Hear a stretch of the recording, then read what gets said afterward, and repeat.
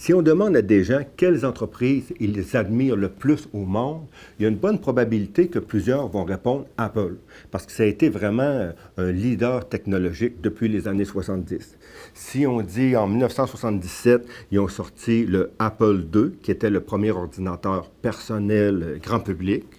En 1984, le Macintosh, le iMac 1998, le iPod 2001, iPhone 2007, le iPad 2010, puis depuis ce temps-là, il y a eu la Apple Watch. Maintenant, il y a les AirPods, vous savez, les petits écouteurs dans les oreilles, puis ça continue.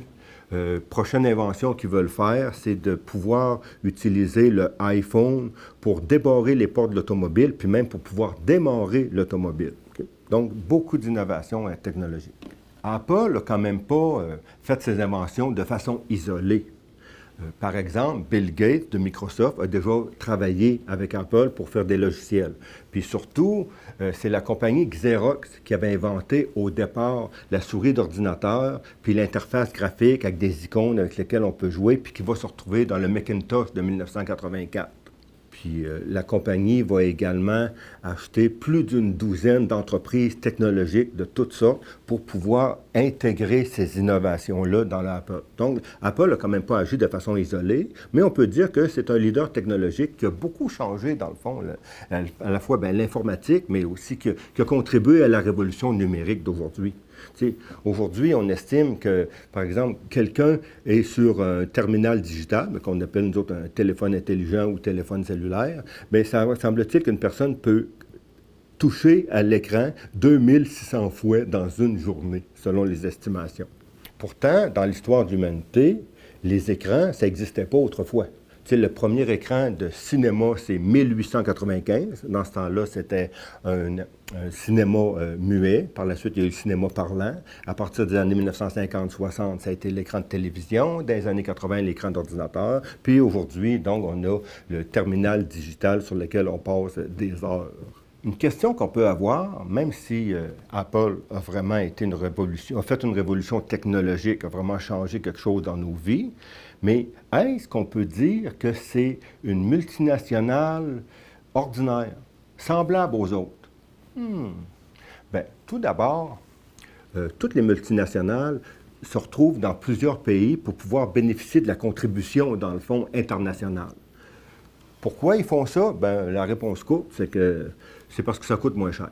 Par exemple, le iPhone, il est conçu aux États-Unis, le marketing aussi est fait aux États-Unis, mais ils vont chercher des métaux en Afrique, des terres rares en Mongolie, en Chine, puis surtout, l'assemblage est fait en Chine. En 2011, il y a eu le rapport Bad Apple, qu'on pourrait traduire par pomme pourrie, qui se trouvait à dénoncer les conditions de travail puis la pollution créée en Chine par la fabrication des iPhones et des iPads.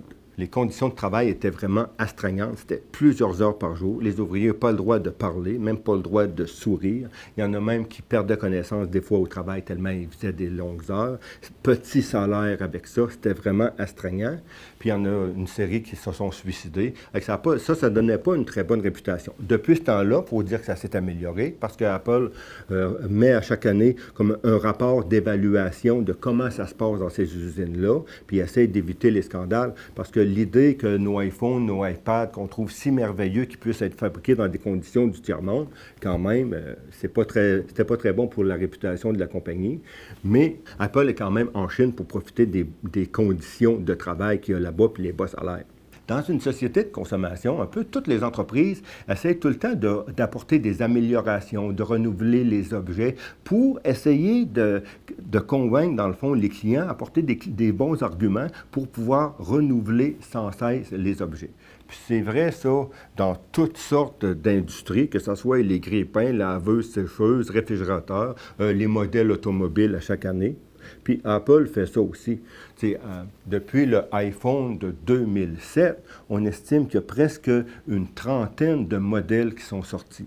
Par exemple, le iPhone 6, le iPhone 6S, le iPhone 6S Plus, puis là, l'iPhone 7, 8, là, ils sont rendus à 12 maintenant et ça va continuer. Il y a des plaintes vis-à-vis Apple d'obsolescence, c'est-à-dire qu'ils s'organisent pour ralentir les anciens iPhones, pour donner le goût d'acheter les nouveaux, dans le fond. Puis en plus, c'est une entreprise qui s'organise pour qu'il y ait le moins possible, pour que les réparations soient très difficiles. Enfin, toutes les grosses multinationales s'organisent pour payer le moins d'impôts possible. Ils restent dans la légalité, mais ils s'organisent pour ramener les profits dans des paradis fiscaux. Dans le cas d'Apple, il y a en quelque sorte, comme il semble, une entente avec le gouvernement d'Irlande. Ils créent des milliers d'emplois en Irlande, mais en échange, ils rapatrient tous leurs profits, là, en tout cas une grosse partie, puis en payant très, très peu d'impôts.